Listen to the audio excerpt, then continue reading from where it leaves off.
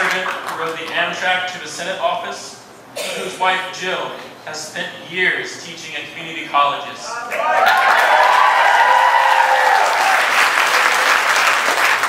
This is a man who recognizes what's important to students like me who are building their futures.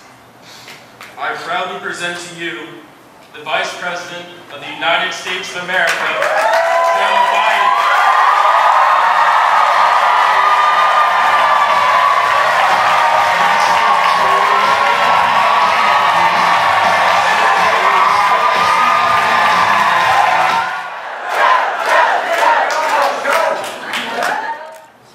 And so I don't think we should waste a lot of time talking about what's wrong with Trump.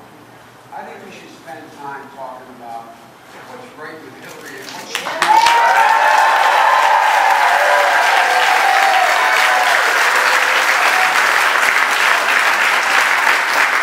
I've known Hillary for a long, long time. I was, as the joke goes, every new senator gets appointed to senior senator, and they joke and say, who's their rabbi? I was her rabbi when she came to the Senate. I was able to show her around because I've been there a long time. We're allies. And when she was Secretary of State, she had breakfast with me every Tuesday morning for somewhere between an hour and a half over foreign policy issues. And I know her. And I know her heart as well as I know what she stands for and what she wants to do.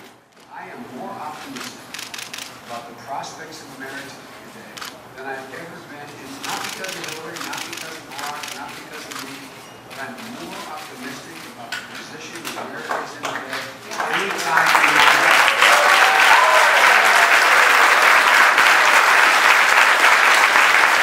What I want to focus a few minutes on is about how we take advantage of these enormous opportunities. I was raised in a little town just across the line. When I moved from Scranton, I moved to a place called Claymont, Delaware. It was a little steel town, right on the border of Delaware County. And we used to have an expression when someone would talk about being athletes. They say, so-and-so is not a patch on his jeans. So-and-so is not in their league. There's no other country in the world that's in our league right now. That's right. No, but I want them all to do better. But think about it. I remember going down to the Wharton School when I was a senator, debating a conservative economist from, I believe it was one of the conservative foundations. And the issue was Japan was going to eat our lunch. Japan and the ladies would own America. And they had bought some buildings and houses and we couldn't compete with Japan. And I made the argument then, I've been a senior senator by that time, I made the argument then that's not possible. Japan is not able to. We are so much stronger. We want Japan to be strong. Does anybody think Japan is a competition economically with the United States? And then we had to go through that whole period where the European Union got together. Good thing that it happened. But they said, well, wait a minute, 384 million people in Europe all joining together, we won't be able to compete with them. And again, as my wife would say, you can Google it, go back and see the debates I had about why that's simply not true. Why that's not true. And guess what? Anybody raise your hand if you think the EU is our competition. We want the EU to do well. It's in our interest for them to do well. But the point is, this is America. Already great. This is not, we are, we're incredible people. The other thing was, and now it's what we went through this period when I first got to the Senate, even had this argument initially with Barack, that China was booming to dominate the 21st century. Raise your hand. China does not, God love them. I've been there many times. I know President Xi better than any world leader because I've spent more time with him than any world leader. 25 hours of private dinners. I've traveled over 15,000 miles with him through China because President Hu, his predecessor, and President Obama decided as vice presidents we should get to know one another. He's a smart guy. When the president asked me after spending 9 days with him, 4 here and 5 in China, what's he like? I said, he's the look of a man about to take on a job he knows is not going to end well. No, really. Not because he's bad or good guy. I'm not making a moral judgment. I'm not talking about their system which doesn't function. But think about it. China not only doesn't have enough energy, they don't have enough water. They're talking about $2 trillion projects to turn and reverse the direction of their two major rivers because there's not enough water for their people. That's a shame. We should help them to provide that. But the idea they can compete and own the 21st century compared to us is bizarre. It's bizarre. But the reason I mention this, I'm so tired of hearing people, and particularly the opposition, run down America's capacity, run down who we are, run down what we're capable of. This generation of community college students, you are going to continue to hear the word insourcing, not outsourcing. Not outsourcing. More American companies have come home than any time before. Ladies and gentlemen, America's position to lead in the 21st century. North America is the epicenter of energy and will be for the remainder of this century. Not Saudi Arabia, not the Arabian Peninsula, not Nigeria, not Venezuela, North America, Mexico, the United States, and Canada. Look, and there's a reason why so many companies are coming home. Energy, gas is 3 times cheaper, or 3 times more expensive in Europe, and 7 times more expensive in Asia. Why are they coming home? And folks, what's coming home, what's coming back are different than what's left. But the very people who lost their jobs are fully capable of doing the jobs coming home. For example, anybody who could have thrown coal into a blast furnace making steel is also able to learn how to deal with a photovoltaic machine on a factory floor making solar panels.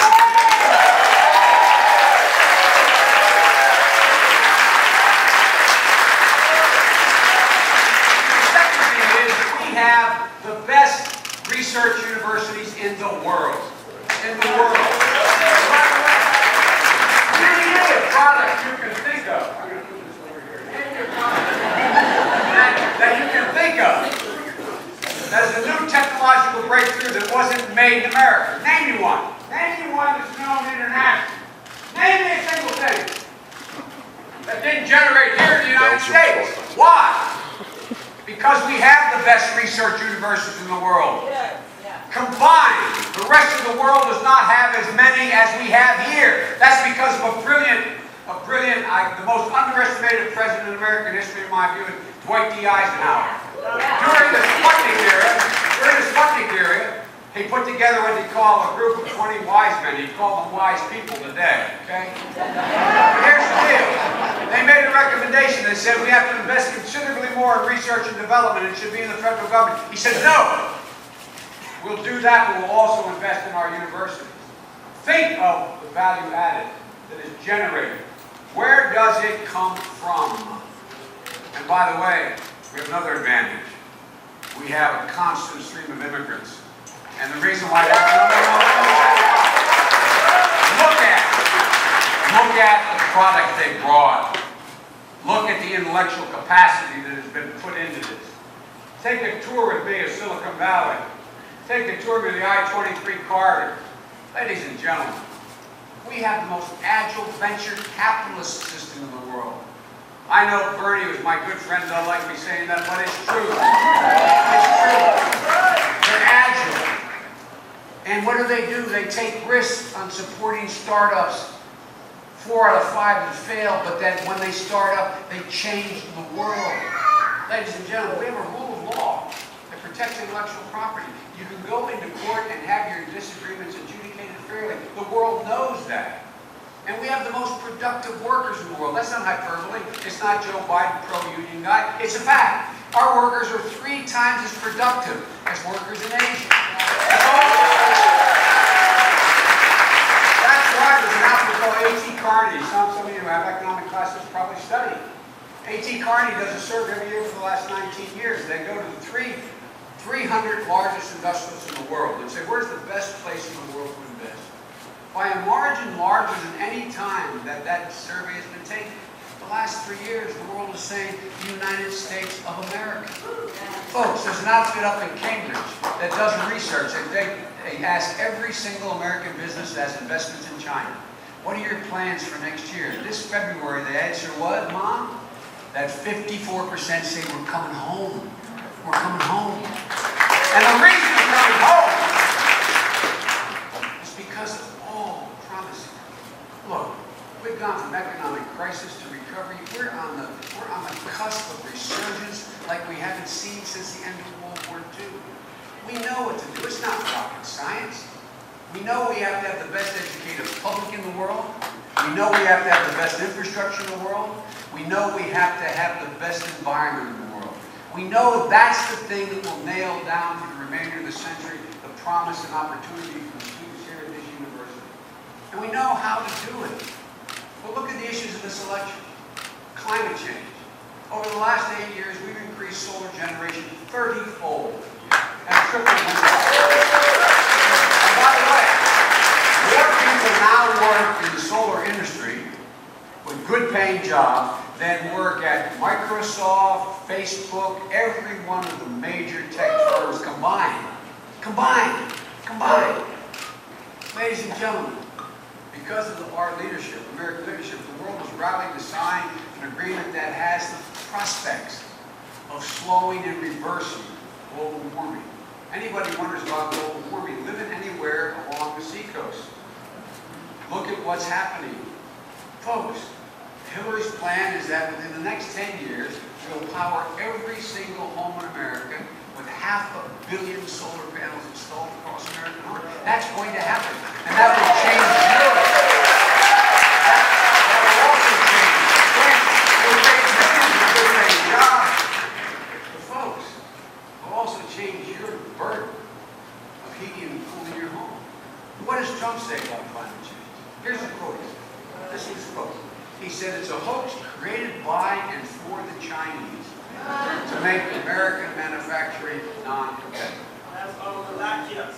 It is malarkey.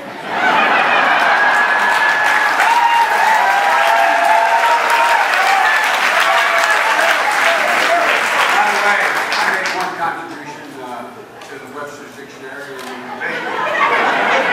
debate with he's a good guy, with Paul Ryan. When I pointed out what you're saying is a bunch of malarkey, it was the first time Webster's put malarkey in the dictionary. By the way, that makes my grandfather Ambrose Finnegan very happy. Joey finally made something. Education. As I said, my wife's a profound educator. She says any nation out-educates is going to out-compete us. And we all know that's true. That's why we invested so much of our time. I was responsible for the Recovery Act. We put $100 million into education. $100 million, one shot. By the way, here's the deal. More community colleges are open, more students are going. The graduation rate for Hispanics as well as African Americans is as high as it's ever been in the history of the United States. There's more to go. We know this is not 1916, it's 2016. It is not possible for us to be the leader in the world when we only have 12 years of education that are guaranteed. It's not possible. Right now, 6 out of 10 jobs that are out on the block right now require something beyond a high school degree. It is cognitive capability. It is not brawn that is the answer. We need both. Ladies and gentlemen, we can do so much. You know, the fact is that what's going to happen is we're going to be continuing education the rest of life. Whether you're an astrophysicist or you're selling an automobile, you're an automobile salesman. Here's the deal. The fundamental changes. We have a doc over here.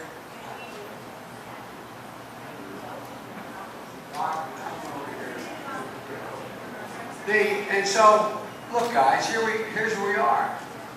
You know, the reason we proposed 2 years of free community college is not just to give students opportunity, it's to increase productivity in the United States of America.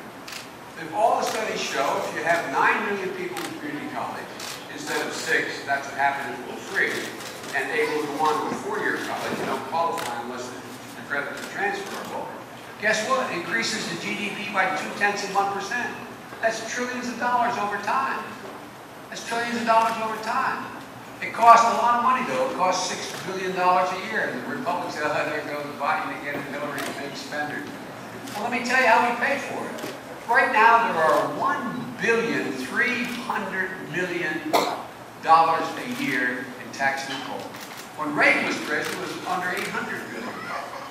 You will not find a single economist who can justify more than $600 billion of those tax cuts. One of them, and by the way, wealthy people are just as patriotic as poor folks.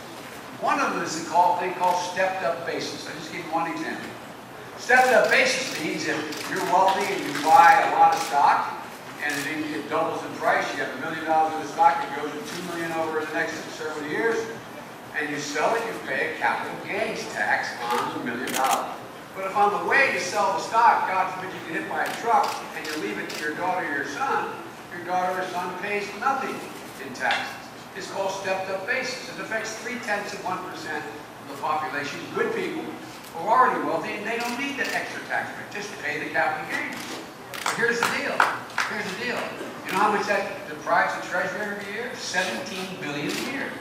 Just eliminating that one tax break, I can provide free community college for every single solitary student in America.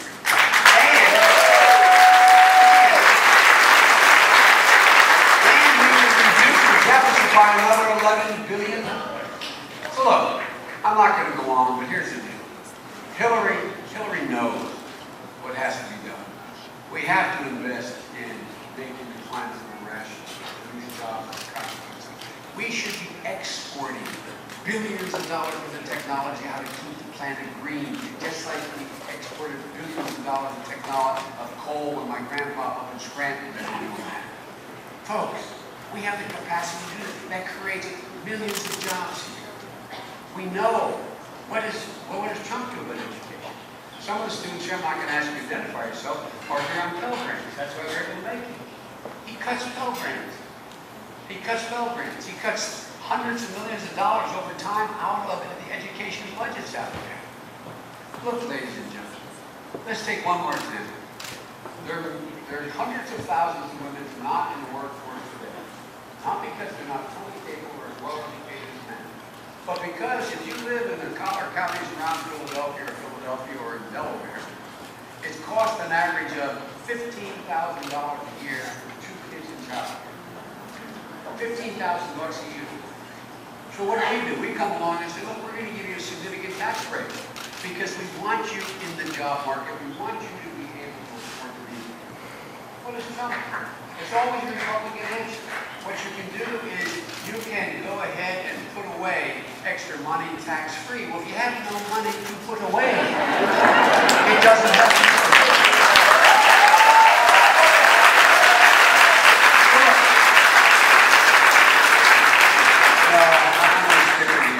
I'm taking too much of your time, but here's the thing.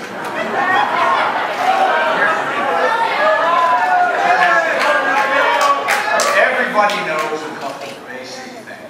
I mean, there really are basics. We know that raising the minimum wage doesn't cost jobs, it increases economic growth. We know nobody working 40 hours a week should live in poverty. Working 40 hours a week.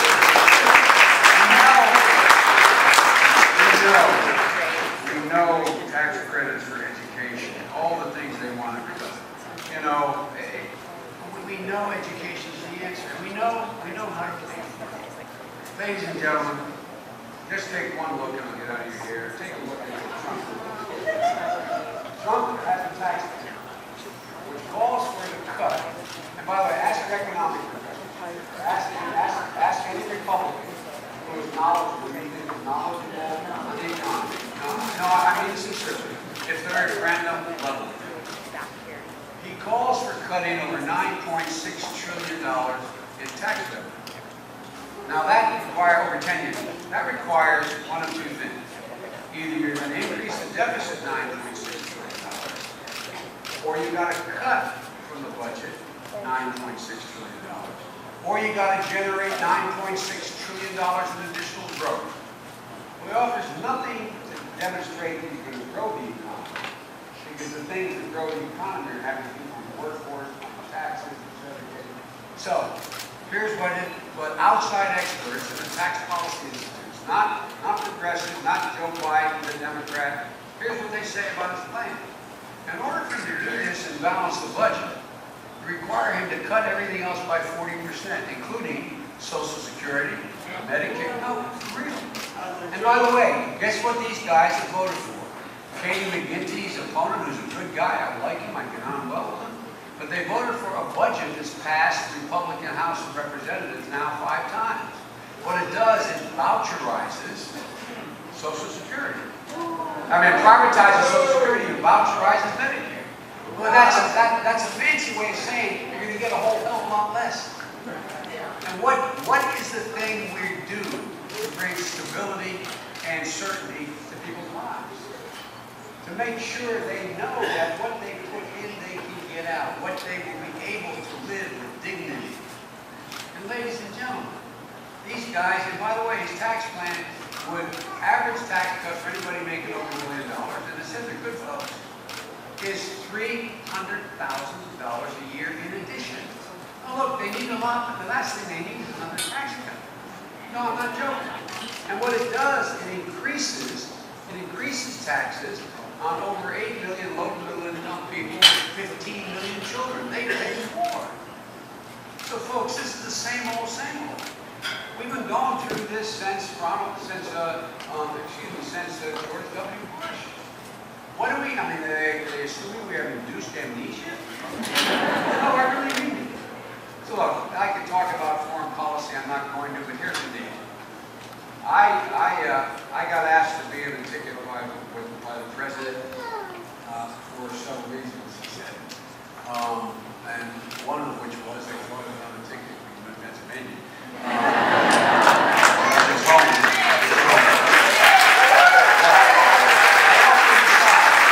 Especially because I had some foreign policy expertise. He was new. I have now traveled over 1,150,000 miles as vice president. I've met with, I know, first name basis, every major world leader, not because I'm good or bad, just because I've been around. I came up with them when they were going through their way. I know them. And the reason I get sent out there is when I speak, they all know I speak for, there's no inherent power in the vice presidency, or should be. But the power rests in reflection of the president's confidence. So when I go, they don't have to worry about a second conversation. They know what I say is a commitment of the president. And as I go around the world, and those of you who have traveled, I'm not joking when I say this. I've served with 8 presidents. I have never, ever, ever been in a situation. Every single world leader I meet says, Trump. Tell me it's not so. No. Everyone except her. Everyone I've met with, not Jewish. I was in Australia because the prime minister was the prime ministerial election. The existing prime minister won re-election by a smaller margin. I went down because we were talking about what they call the rebalance in the Pacific, and they're concerned about China's military might, etc. And about 10% of the conversation was, tell me, that great line from Shoeless Joe Jackson's scandal in the 20s in baseball, and the kid yelled at Shoeless Joe Jackson walking out, say it ain't so, Joe. Every leader I met with is saying somewhere, say it ain't so, Joe. Say it ain't so. This is a guy who says that NATO is obsolete, and we're going to defeat ISIS. This is a guy, anyway, look. The deal is that Hillary is the only candidate who knows what it will take to seize the immense opportunities available to us, including eliminating ISIS. And we are on our way to eliminate ISIS. Look at what's happening in Iraq and in Syria. There will be more. The reason you're seeing these one-off attacks is because they're losing their trail of fight. They're losing so much ground. We will, before this time next year, Raqqa, their capital in Syria, and Mosul in Iraq, they will be gone. I promise you, they will be gone. Don't wake up on November 9th and find out we lost Pennsylvania by 2,000 votes and say, if I'd only taken my name, if I'd only gone, if I'd only. There's been a lot of elections. Remember Al Gore? No, but keep it in mind, man. Keep it in mind. And look, the reason I'm spending so much time in Pennsylvania, if we win Pennsylvania, his ability to put together electoral college votes needed is like drawing to an inside stream. So my home state, a place I love, is a place that is going to play a gigantic role in determining who the next president is. That puts an extra burden on us. The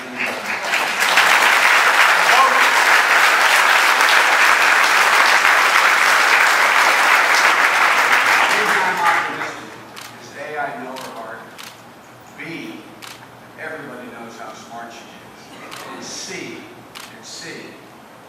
we never had a president who's won by really appealing to the fears of the American people. That doesn't happen. Americans